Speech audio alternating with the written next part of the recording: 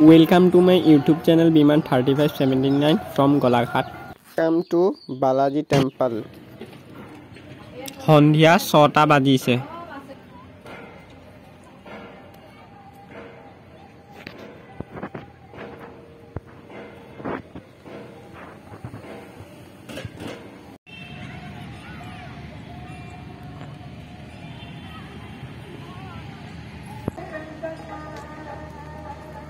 Night ভিউটো চাই কেনেকা লাগিলে কমেন্ট সেকশনত এবাৰ জনাব। তিৰুপতি বালাজী মন্দিৰখন গুৱাহাটী মহানগৰীৰ এক বিশেষ মন্দিৰ।